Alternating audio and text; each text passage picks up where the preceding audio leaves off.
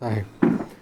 अब जैसे होता है कि जब हमने आराध्य दैवत का चिंतन करते करते अचानक जब हमारी प्रस्तुति नहीं रहती और उसी समय हम लोगों को अगर प्रभु का दर्शन हो जाता है तो हमारे मन की स्थिति कैसे हो जाती है कि उसको क्या करें, प्रभु को कैसे हम लोग उसकी स्तुति करें या उनको किस प्रकार से रिझाएं, ऐसा हम लोग सोचते रहते हैं। या हम लोगों के वाचा भी नहीं उसमें से निकल आती कि वाणी भी निकल नहीं आती। क्यों? क्योंकि हम लोग हतबम्ब जैसे हो जाते हैं उनके सामने प्रभु का दर्शन होने के बाद में, और उसी के दर्शन के प्रभाव से इनकी भी ध्रुव की वही अवस्था हो गई थी। वो लोटपोट हो गए, प्रभु को मानो अपने हाथों से पकड़ना चाहते हैं और मुंह से बोलना भी चाहते हैं, स्तुति भी करना चाहते हैं, लेकिन उनके मुंह से वाणी नहीं निकल रही है। और उसी समय उनकी वो अवस्था देखने के बाद में स्वयं प्रभु अपना जो शंख है उनका वो उनके गाल में लगा लेते हैं, तो उनकी वाचा आ जाती है और वो स्तुति करने लगते हैं। और यही ध्रुव जी कहते हैं कि आपका जो ये चित्त शक्ति है जिसके कारण हमारी इंद्रियां हैं, हमारा अंतःकरण है, हमारे कर्मेंद्रिय हैं और सब कुछ शरीर भी है, वो सभी में चैतन्य संजीवनी आ जाती है। तो यही आपको मैं अंतर्यामी भगवान जिनकी ये चित्त शक्ति है उनको मैं प्रणाम करता हूँ। ऐसे कह करके उन्होंने यहाँ पर जो स्तुति की है उसमें एक चीज़ तो उन्होंने ये कही है कि जैसे हर एक साधक, जो भी सच्चा साधक रहता है, उसके मन में जब भी आंतरिक साधना करता है और जब भी उसको प्रभु का दर्शन होता है या प्रभु की लीला का अनुभव होता है, तब वो ये ज़रूर हर एक उसके मुंह से ज़रूर निकलता है कि प्रभु तुम्हारे भक्तों का, प्रेमी भक्तों का संग मुझे ज़रूर मिले, जो रसिक महापुरुष है उनका संग हमें ज़रूर मिले। बाकी कुछ हो न हो, लेकिन आपके ये जो संग है, प्रेमी महापुरुषों का जो संग है, वो विषय सुख से हम लोगों को अलग कर देने वाला है। या विषय सुख हमारे पास में भी नहीं आ पाते। माया जो आपकी है वो माया ठग नहीं पाती हम लोगों को। इसीलिए हर एक साधक का ये रहता है, इच्छा रहती है और सच्चे साधक की, कि इस प्रकार से भगवत प्राप्त यानी कि भगवत प्रेमी जो महापुरुष है उनका संग हमें हमेशा प्राप्त हो। ये है महात्मा ध्रुव जी की, इसमें से भी वही प्रार्थना उनकी आ गई कि आपका जो ये है भगवान की जो माने भगवत प्रेमी महापुरुष है उनका संग हमें सब समय मिलता रहेगा। जैसे अयोध्या पर हम देखते हैं कि जैसे प्रभु राम का स्पर्श होने से अहल्या जैसे मानवी हो गई, तब उन्होंने जो स्तुति की थी, तब उस स्तुति में यही कहा था प्रभु की स्तुति में कि चाहे जो कुछ हो, अगर शुकर योनि में भी मुझे जन्म लेने की पड़े तो भी कोई दिक्कत नहीं है, कोई समस्या नहीं है, लेकिन आपकी चरणों की दास्ता हमें न छूटे। आपका संग यानी कि आपके चरणों में रति हम लोगों को सब समय, ये सच्चे साधक की मांग रहती है, चाह रहती है, जो महात्मा ध्रुव के मुख से यहाँ पर इन्होंने कही है कि इनका कहने का मतलब ये है कि उनके संग में आने से ही, उनके वायुमंडल में आसपास में रहने से ही उनका जो एक प्रभाव है वो तत्काल होता है, और उस तत्काल प्रभाव से ही ये संसार सागर को हम लोग तर जाते हैं। यानी कि संसार सागर हम लोगों को डुबा नहीं सकता, क्योंकि उनकी जो वाणी है, संत दर्शन है, संतों की वाणी है, संतों के वचन है, वो हमारे मन पर, हमारे विक्षिप्त मन पर तत्काल प्रभाव डाल देते हैं। जो मन हमारा विक्षिप्त है, जो अशांत है, जो बेचैन है, परेशानी है, वो तत्काल शांत होने लगता है। ये महात्माओं के यानी कि उनके संग से होता है।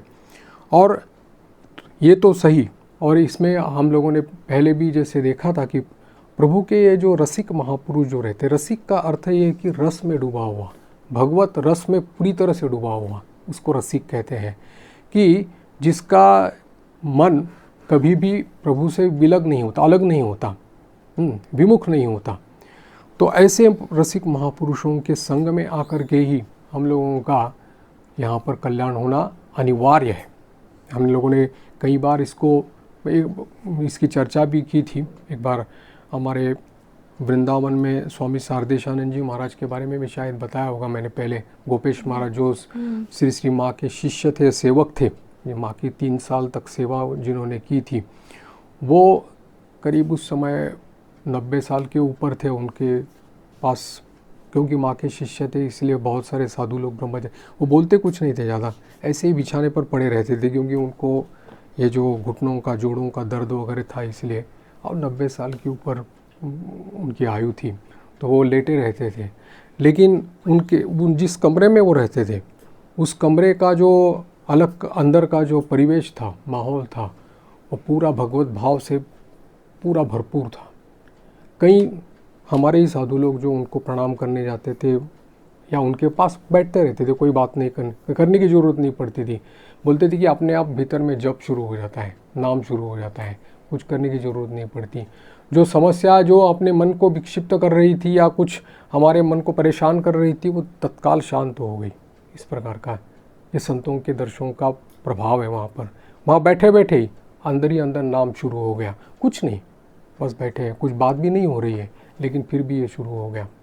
ये सत्संग का प्रभाव जो है, तो इसी को ही सच्चा साधक चाहता है, और वो उसकी मांग ये रहती है कि मैं इस प्रकार से भगवत प्रेमी महापुरुषों का संग करूं। यही महात्मा ध्रुव जी ने उनसे कहा। तब इसके उत्तर में प्रभु ने उनको वो, क्योंकि अभी देखिएगा कि कैसे प्रभु के दर्शन का प्रभाव देखिए उनके मन पर। जिस कामना लेकर के या जो इच्छा लेकर के उन्होंने ये आराधना की थी, तपस्या की थी, उसके बारे में पूरी तरह से भूल गए। इच्छा थी कि अटल पद प्राप्त कर लें, लेकिन वो मन से ही पूरा मन हट गया, क्योंकि साक्षात प्रभु का दर्शन हो गया। इसलिए उनके मुंह से वो वर भी मांगना उन्होंने मांगा नहीं कि हमको अटल पद दे दीजिए। क्या मांगा उन्होंने? चरणों में उनकी दासता यानी चरणों में रति प्रीति मांगी, और महापुरुषों का प्रेमी महापुरुषों का संग उन्होंने मांगा। यहाँ पर अटल पद की प्रार्थना नहीं की थी, लेकिन प्रभु जानते थे कि किस लिए उन्होंने तपस्या की है, कठोरता की है। इसीलिए उन्होंने, प्रभु ने उनको कहा कि तुमने जिस कारण जिस इच्छा से तुमने ये तपस्या की थी, मेरे लिए मेरी आराधना की थी, वो मैं तुमको प्रदान कर देता हूँ। यानी एक ऐसे ध्रुव लोक का या ऐसे अटल पद का लोक का मैं निर्माण करता हूँ कि जहाँ से कोई तुमको हटा नहीं सकते, जिसकी वांछा बहुत बहुत बड़े तपस्वी ऋषि मुनि भी करते हैं। ऐसे ध्रुवलोक को मैं तुमको दे देता हूँ, उसका नाम ही ध्रुवलोक हो जाएगा। और फिर इसके बाद जब तुम अपने घर लौटोगे, यानी कि राज्य में लौटोगे, तब अपने पिता से तुम्हारा स्वागत होगा, क्योंकि साक्षात भगवत साक्षात्कारी है बालक जो है वो। तो इसीलिए उन्होंने कहा कि तुम्हारी 36,000 साल तक तुम इस धरती का राज्य करोगे निष्कंटक, और तुम्हारी इंद्रियों की शक्ति जो है जैसी की तैसी बनी रहेगी, और मेरा स्मरण तुमको सब समय रहेगा, और अंत में तुम उस अटल पद को प्राप्त हो जाओगे। अब ये कहने के बाद में उन्होंने कहा कि तुम्हारा जो भाई है वो भी किसी समय शिकार खेलता हुआ मारा जाएगा, और तुम्हारी जो विमाता है यानी कि जो तुम्हारी सौतेली माँ है वो भी उसी के पीछा करते हुए वो भी मर जाएगी, ऐसा भी उन्होंने कहा। तो ये उनकी बारे में वरदान देख करके प्रभु चले गए। इसके बाद में ध्रुव के मन में जो अफसोस होता है, ये होता है, सोचना आ जाती है कि मैंने तो ठीक है ये काम मैंने किया कि, लेकिन मुझे तो एक हीरा मिल गया और मैं कांच के टुकड़ों के लिए वांछा कर रहा हूँ। लेकिन मेरा मंदभाग्य की मूर्खता क्या है कि मुझे तो मांगना चाहिए था उनका दर्शन, उनका अविरत स्मरण मनन, या उनके जैसे मैंने कहा कि जिस अचल भक्ति मांगनी चाहिए थी। लेकिन यहाँ पर मैंने किस कामना से, मैंने इस अटल पद की कामना से मैंने ये उनकी आराधना की। तो इसलिए उनके मन में वो अनुशोचना थी, अफसोस हुआ था। फिर वहाँ से वो सीधे अपने पिता उत्तानपाद के पास जाते हैं, और फिर वहाँ उत्तानपाद सभी लोग उसका स्वागत करते हैं। और फिर कहानी चलती है आगे कि वय प्राप्त होने पर उनको राज्य भी मिल जाता है, और 36,000 साल तक वो निष्कंटक राज्य करते हैं। और जैसे कि प्रभु ने उनको कहा था कि तुम्हारे भाई का मृत्यु होगा, और वो शिकार खेलते हुए, और यक्षों के कारण भी कुछ उनके साथ उनकी ये हो गई थी, तो यक्षों की राजधानी है उनके ऊपर आक्रमण कर दिया था, उनके साथ युद्ध छेड़ दिया, हजारों यक्षों को उन्होंने मार दिया। अब देखिए इसमें एक चीज़ है कि भगवत प्राप्ति महात्मा ध्रुव को हो गई थी, लेकिन इसके बाद भी उन्होंने आक्रमण किया, इसके बाद भी उन्होंने उनके मन में ये सब चीज़ें रह गई। क्यों? चिंतन में बाधा आ गई, विमुखता हो गई, प्रभु से विमुखता हो गई। जैसे विमुखता हो गई वैसे लड़खड़ाना शुरू हो गया। यानी कि क्या है कि जैसे हम लोग, अगर मानो हमारा चिंतन छूट जाए, हमारा नाम हमारे मुंह से छूट जाए, तो लड़खड़ाना शुरू हो जाता है। बड़े बड़े तपस्वी लोग भी इससे डरते हैं, बड़े बड़े कठोर जो तपस्या करते हैं वो लोग भी इससे डरते हैं कि कहीं उनका चिंतन छूट ना जाए, कहीं हमारा नाम हमारे जीवा से छूट ना जाए। इसके लिए वो बहुत सावधान रहते हैं, क्योंकि जैसे ही नाम छूट गया, जैसे ही चिंतन छूट गया, वैसे ही लड़खड़ाना शुरू हो गया। भगवत प्राप्त थे लेकिन फिर भी ये अवस्था उनकी हो गई। क्यों? क्योंकि विमुख हो गए। और एक उदाहरण हम लोगों को भागवत में मिलता है, जैसे आगे दशम स्कंद में हम लोग देखेंगे अक्रूर जी का, स्यमंतक मणि को लेकर के। हाँ, अक्रूर जी क्या जानते नहीं थे, परम भक्त थे प्रभु के, लेकिन प्रभु के जब पास से विमुख हो गए, जैसे चिंतन छूट गया, स्वयं प्रभु है, हाँ, उनका चिंतन छूट गया, स्यमंतक मणि को लेकर के काशी में चले गए, काशी नगरी में चले गए। प्रभु उनको बुला रहे हैं कि आ जाओ, नहीं आ रहे। क्या कैसी अवस्था है कि एक परम भक्त होने के बावजूद भी विमुख हो गए, चिंतन से विमुख हो गए। तत्काल उसका ये शुरू हो गया, मन की दिशा ही बदल गई, है ना। मन से विषयों का चिंतन, क्योंकि अगर प्रभु का चिंतन नहीं होता है तो विषयों का चिंतन अनिवार्य है। विषयों का चिंतन हो गया तो इंद्रिया उसमें आसक्त हो जाती है, इंद्रिया आसक्त हो जाती है तो मन उसके लपेट में आ जाता है। मन बुद्धि को खींच लेता है, विचार शक्ति को खींच लेता है, और विचार शक्ति उस दिशा से धावित होने लगती है, और उसके बाद धीरे धीरे स्मृति का लोप हो जाता है। स्मृति का लोप हो गया तो ज्ञान का भी लोप हो गया। ये प्रक्रिया है पूरी तरह से। वैसे ही इसलिए पिछले बार हम लोगों ने शंकराचार्य का तो श्लोक देखा था, प्रमादत प्रच्युत केली कंदुकः सोपान पंक्तो पतितो यथा तथा। कहा है कि जैसे असावधानी से, जैसे हमारे हाथ से खेलने वाली जो गेंद गिर जाती है कभी सीढ़ी पर से, तो सीढ़ी पर से जब नीचे जाती है तो कैसे एक सीढ़ी, फिर 5 सीढ़ी, फिर 10 सीढ़ी, ऐसा करते करते, खाते खाते, छलांग लगाते लगाते नीचे तक चली जाती है, पता भी नहीं चलता। ऐसा ही मन है, प्रमाद युक्त मन जो है, प्रभु से विमुख हुआ जो मन है, वो इस प्रकार से है, प्रच्युत केली कंदुका। इसलिए उदाहरण दिया है कि खेलने वाली जो गेंद रहती है उसका उदाहरण दिया। वैसे ही मन कहाँ से कहाँ जा कर के कहाँ रुक जाता है, और फिर उससे स्मृति लोप, और फिर ज्ञान नष्ट हो जाता है। इसी के कारण कहा गया है कि एक समय भी, मैंने कहा, किसी भी तरह से विमुखता अगर हो जाए, प्रभु से अगर संग छूट जाए, तो इस प्रकार की अवनति हो सकती है। और इसके लिए ज़रूरत है सत्संग। ये सत्संग का प्रभाव रहता है कि सब समय हम लोगों को मार्गदर्शन करता है, हम लोगों को आगे चलने की प्रेरणा करता है। क्या? नाम जपने की प्रेरणा करता है, चिंतन करने की प्रेरणा करता है। ये सत्संग का प्रभाव रहता है। सत्संग के प्रभाव से तत्काल ये प्रयोग हो जाता है। हाँ, गोस्वामी जी तो विनय पत्रिका में इसका नाम लेते हैं, वाल्मीकि जी का नाम लेते हैं। वाल्मीकि जी कौन थे?